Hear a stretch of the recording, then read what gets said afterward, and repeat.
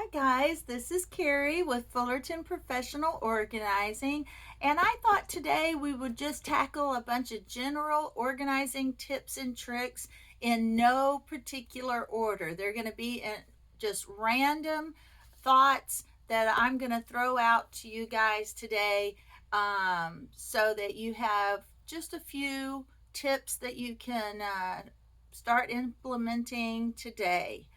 Um, Now, the first one is each of us has a time of day and week that we have the most energy. Schedule the most important tasks needed to complete during this time if possible.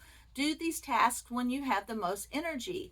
I may have more energy on Tuesdays than I do on Mondays or Fridays. So, whatever your most energized day is, may be the day that you want to get the most done on a regular basis. And then you can divide out all your other tasks throughout the rest of the 7 days.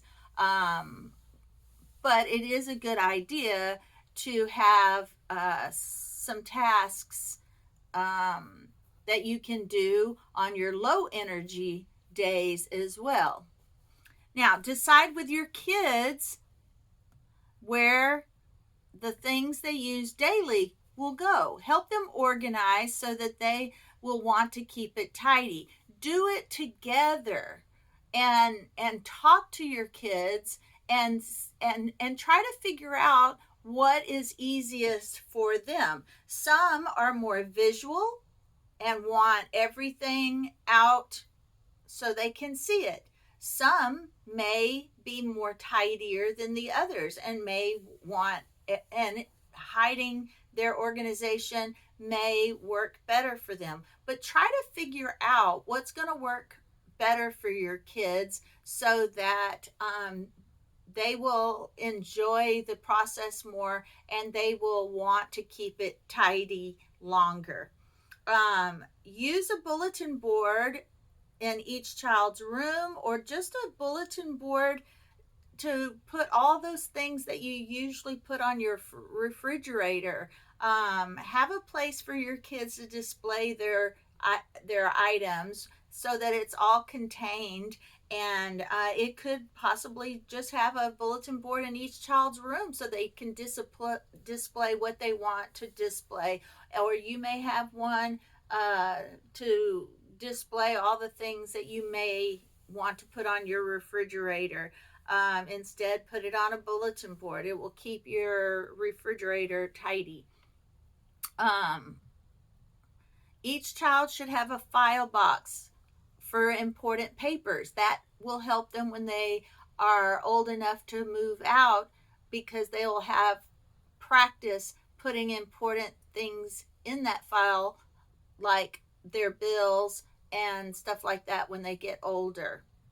Homework station. Set up a homework station with all the school supplies together. This could be a three-tiered cart to roll out of the way when not in use, or it could be in their bedroom. It could be the rolling cart near a kitchen table. But color code each child's homework bins so that they are responsible for their own items.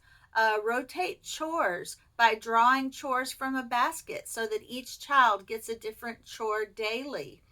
Declutter your home routinely. Have a place for everything. Create daily, weekly, going back to those most energized days. Create daily, weekly, monthly, seasonally, and yearly routines and post them so everyone uh, can be prepared to help. Start trying to clean as you go, or do it now. Do not procrastinate. Keep your organizing system simple. It should be just as easy to put it away as it is to leave it out. That came from Clutterbug, an organizer that I've listened to on YouTube. When doing a task for a family member, like folding clothes or ironing or all of those little tedious things we do for our family members, pray for that family member. If you're folding, um, one of your child's laundry, you can use that time to pray for that child. And another tip is finish the job. If you fold it, also put it away.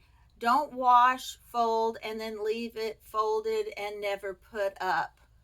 If you vacuum, put the vacuum away.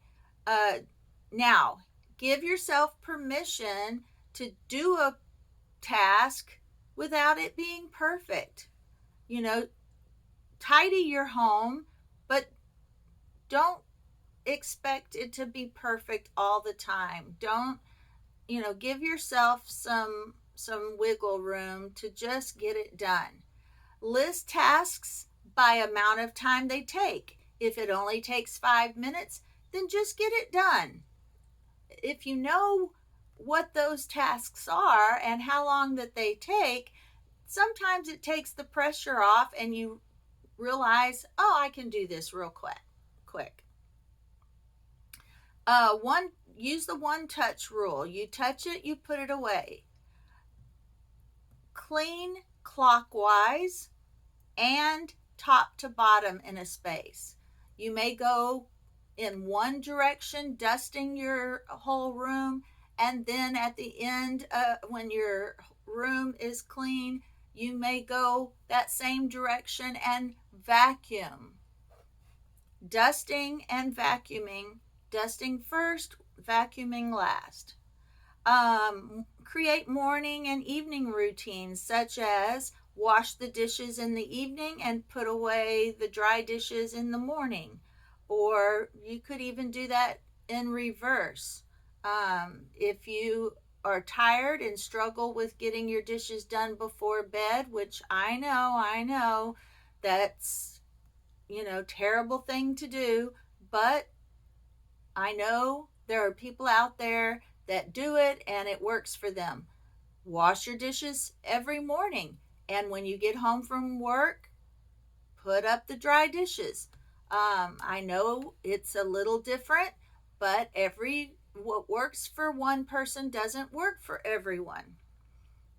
And the same with laundry. You may put laundry to wash in the at night, and dry it in the morning. Or you could do it in reverse.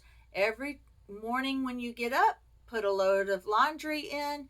When you get home from work, you put it in the dryer. That way you can take it out right when it's done in the dryer and fold it right then. Or you can do your laundry both sides, one load a day right after work, and fold it quickly and put it away. It all comes back to your energy level and what day and what works for you. The key is just find what works for you and do it. Never leave a room empty-handed.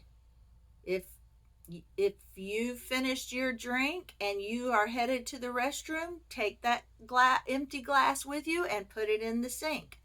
If your kids have left a toy in the living room and you're getting up to go to the restroom, pick that toy up and put it in their room. Never leave the room empty-handed. Keep cleaning products handy. I have cleaning products in the kitchen, the bath, and both bathrooms, so that when I need to clean, I don't have to walk out of the room to get it done. I also have stain remover in every closet so that I don't have to go to the laundry room and spray a stain. I can spray it, put it in the dirty clothes in my closet. Then when it's time to wash my load of laundry, then I can also spray it again. Or if I didn't see the spot before I put it in the dirty clothes, I have stain remover in every closet and in the laundry room also. Make cleaning time me time. That's a new trick that you can use to keep you motivated. Make cleaning time the time that you listen to your favorite podcast or your favorite book on audio, praise music, use it as prayer time.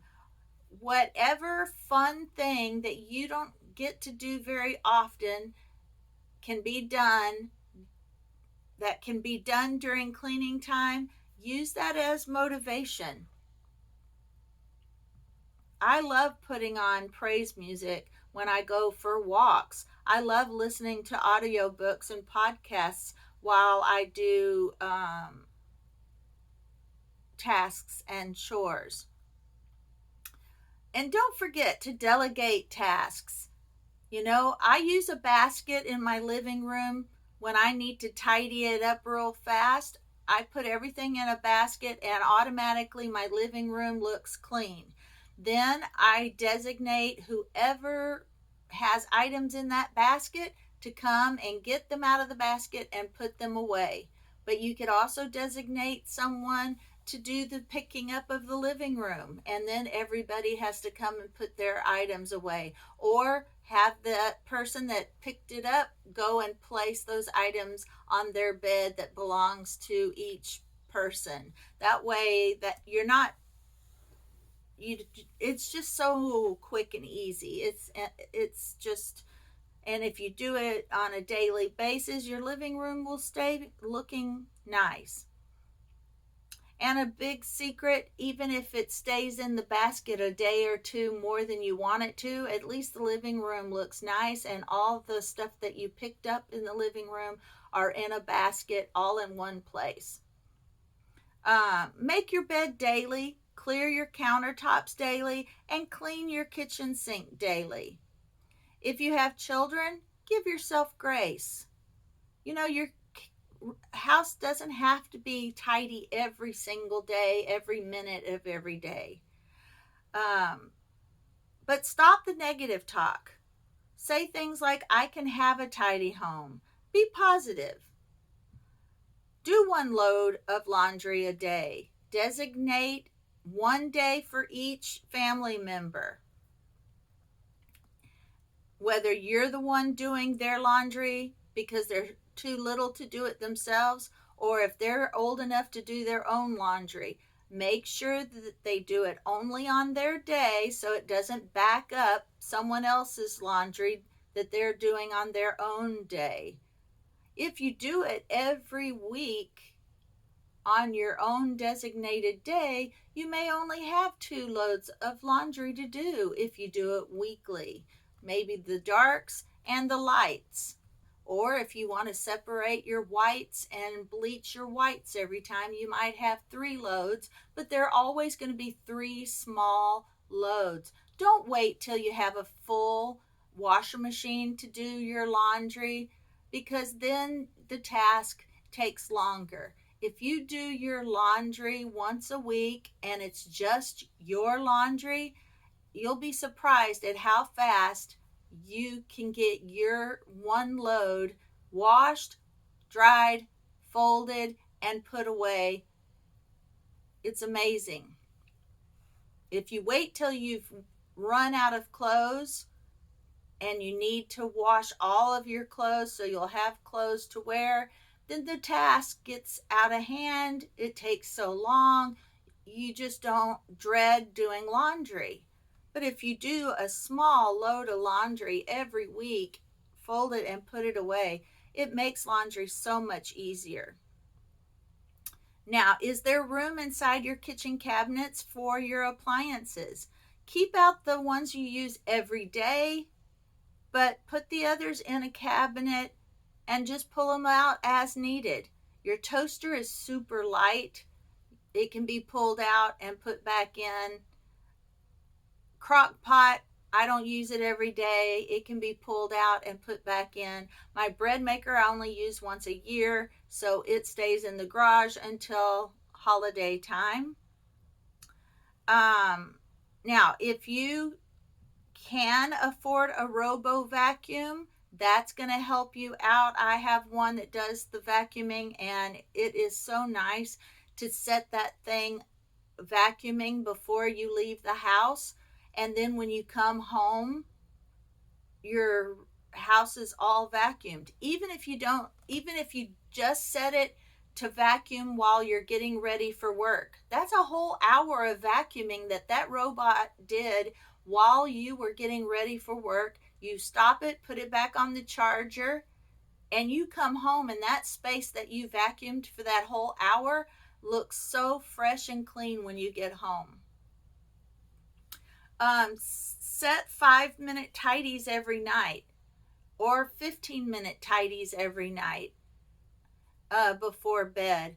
You can have your kids tidy up for at least 5 minutes if they're little bitty, and as they get older, it'll be 15-minute tidies. Older, 30-minute tidies. When they're older, it's an hour tidy. Whatever system works for you, just a little tidying every day keeps their room tidy.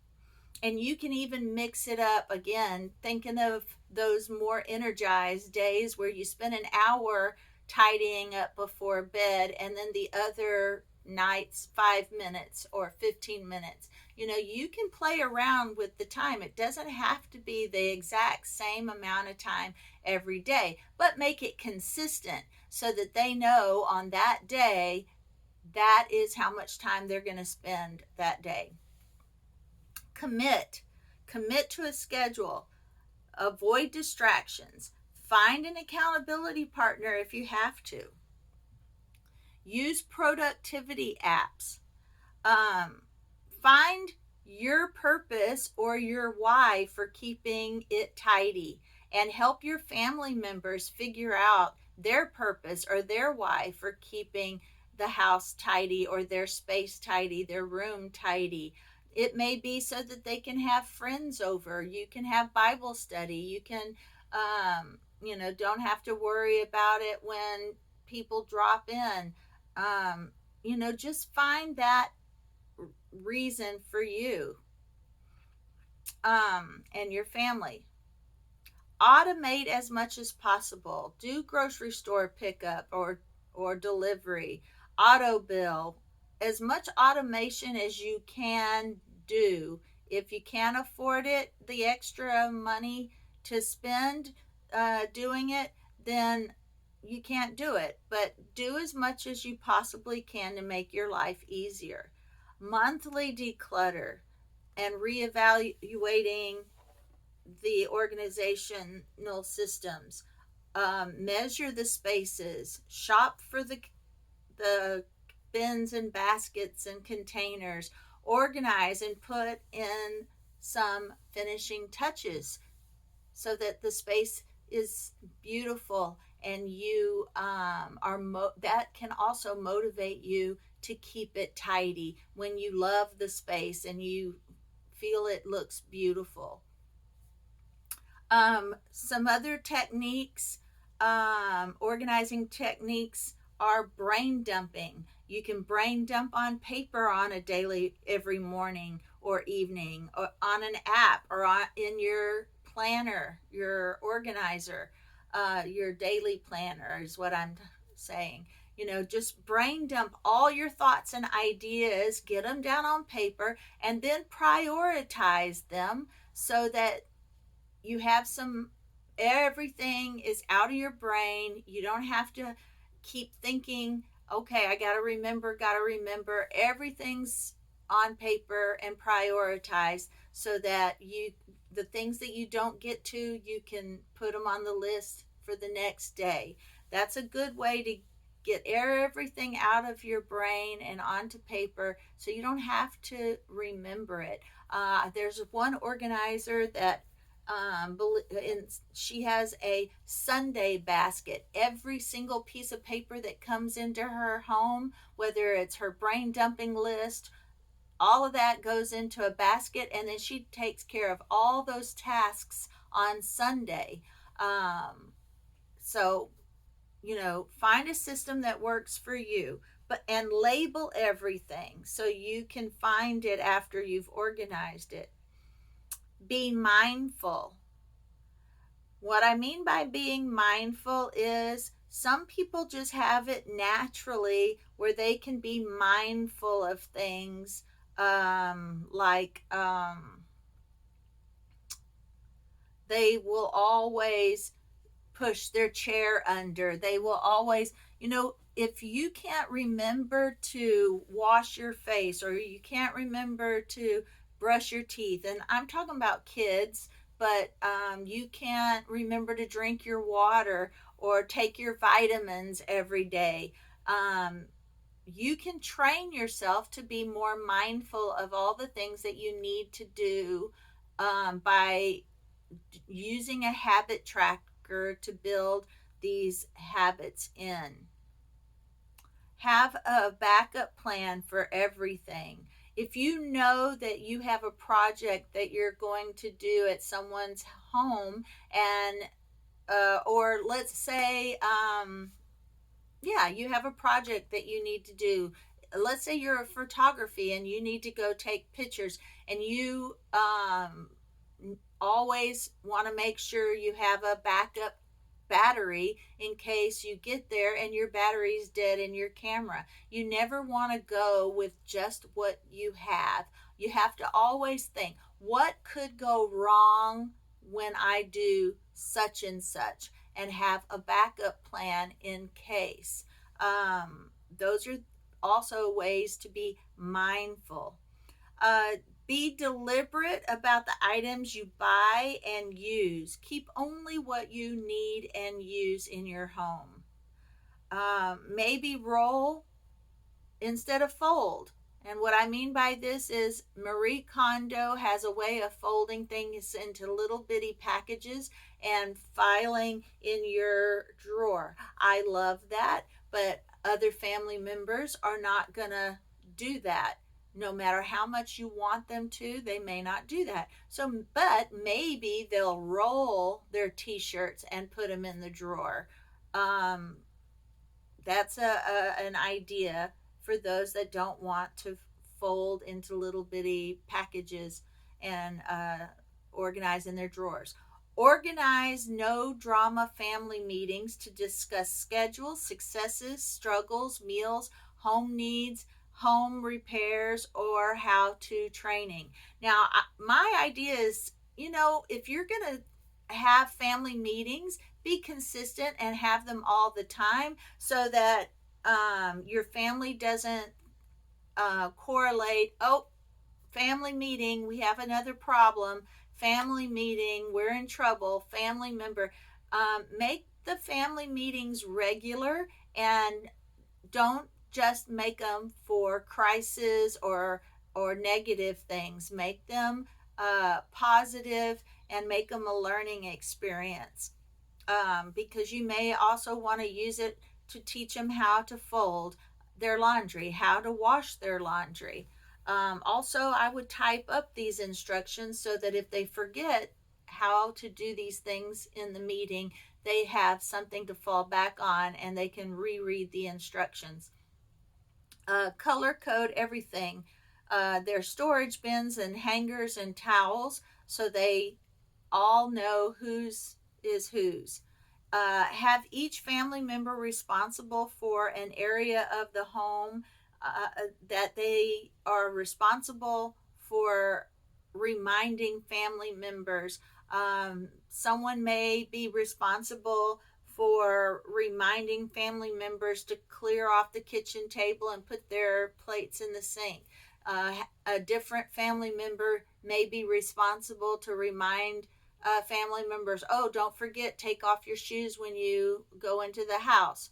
Another family member may be the person to remind family members, don't forget to flush, or I don't know what all those things are in your home, but designate a different family member for a different habit that they are reminding family members to keep up with. That way, mom's not always the one reminding people to keep the house tidy, that each family has another area that they remind family members to keep tidy.